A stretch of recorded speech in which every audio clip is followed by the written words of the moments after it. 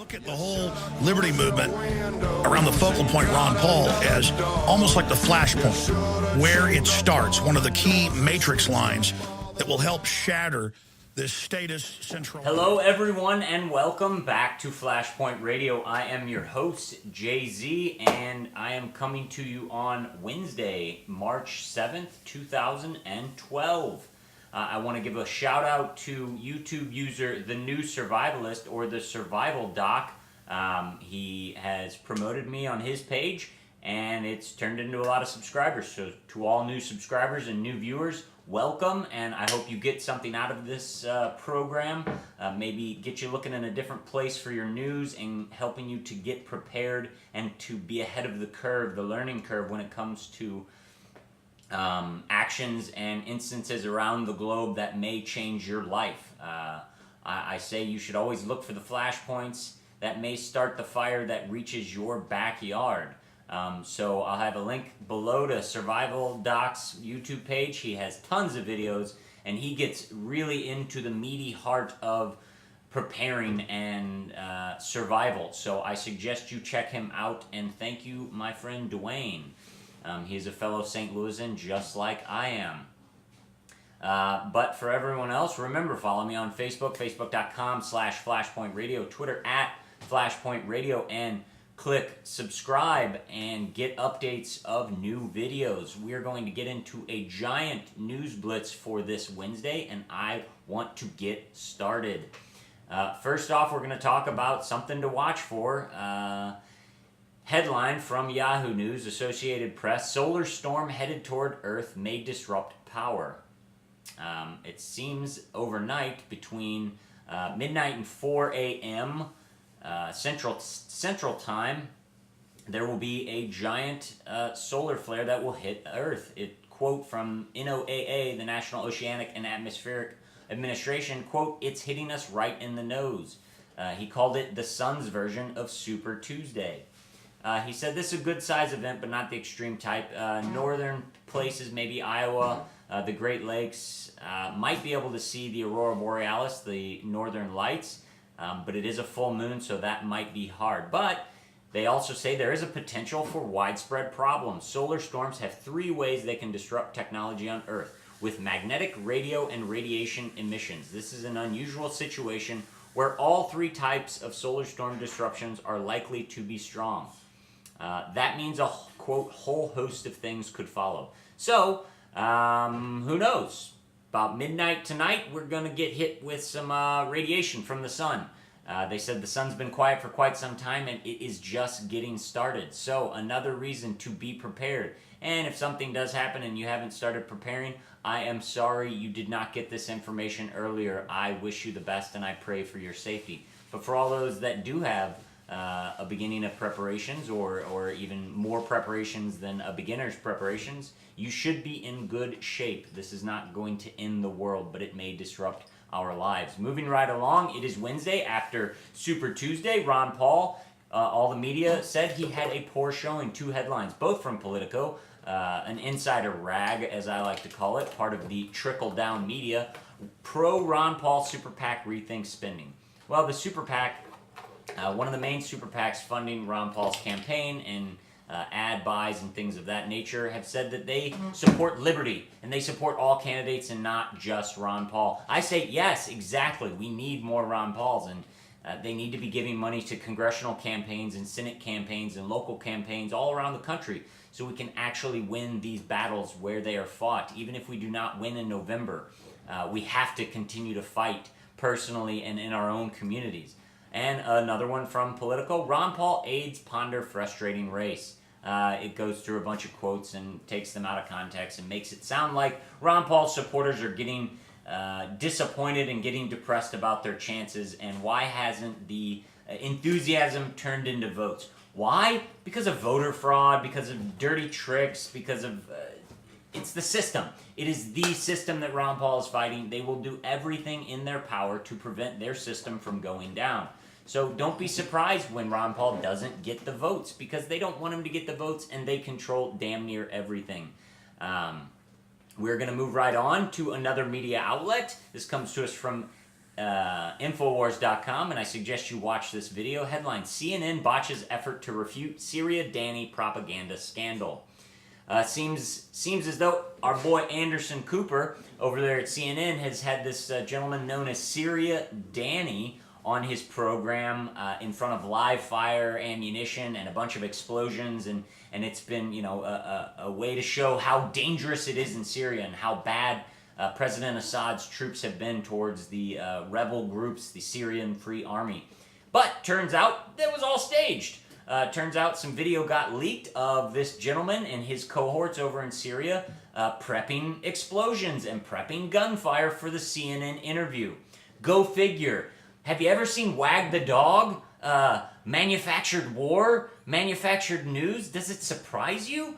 Give me a break. And what's even better is when they tried to smooth it all over on CNN, the gentleman said, quote, "The suspect video should have been deleted," which he's saying we should have deleted the evidence so you would have never found our propaganda stunt. Sounds like trustworthy media to me.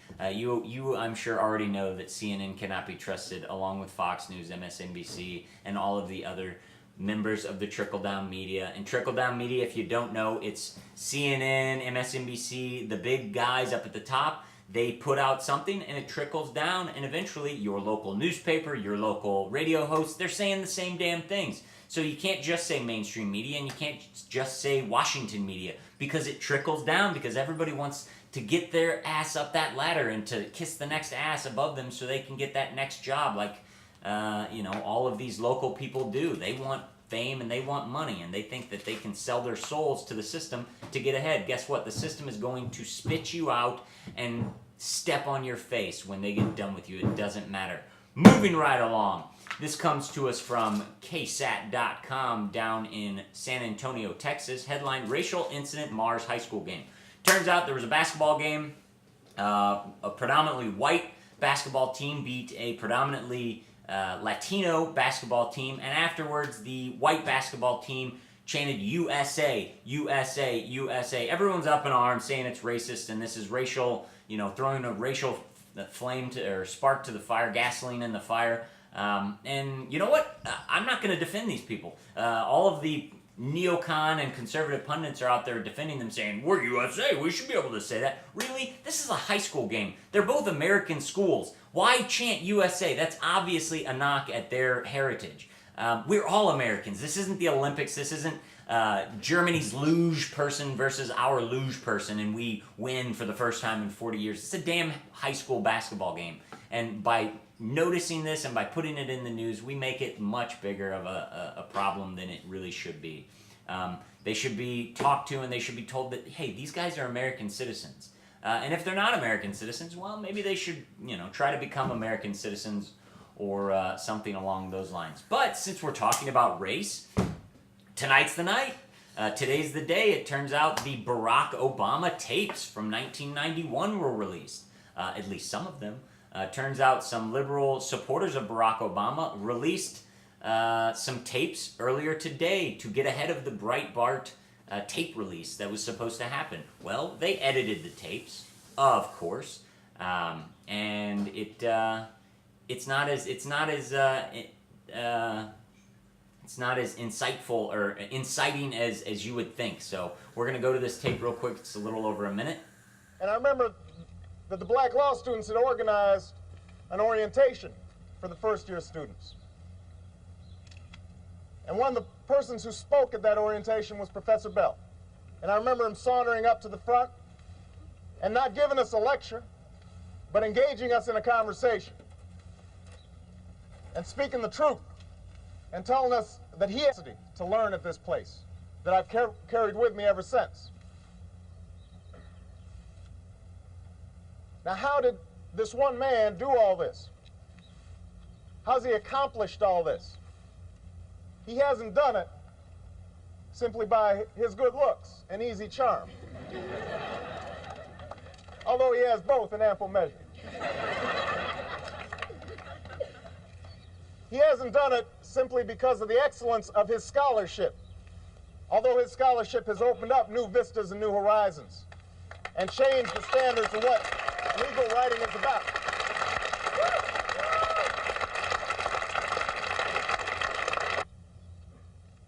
Open up your hearts and your minds to the words of Professor Derek Bell.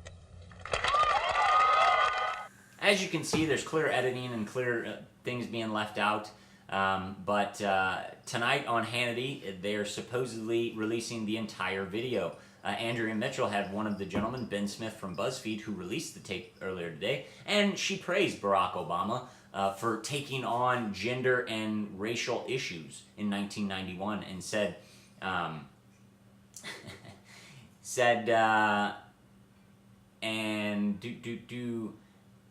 and this is not some firebrand radical at all in the context of the times. This is 1991. This is not 1960s in Birmingham, Alabama. This is 1991 at Harvard.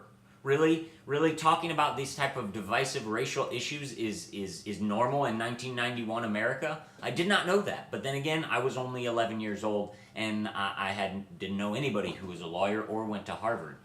So Andrea Mitchell of MSNBC, way to get ahead of the curve to praise your boss, Barack Obama. Another thing, there's another article, Breitbart, the vetting Ben Smith releases selectively edited Obama race video. Turns out there was a play about Saul Alinsky. Barack Obama was on the discussion panel after the play. It was released on a promotional poster.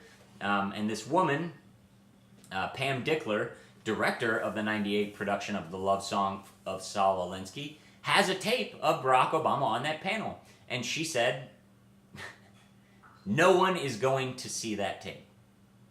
Why? Why? If the play's so harmless, why are Obama's allies hiding it? They say in Breitbart. I tend to agree.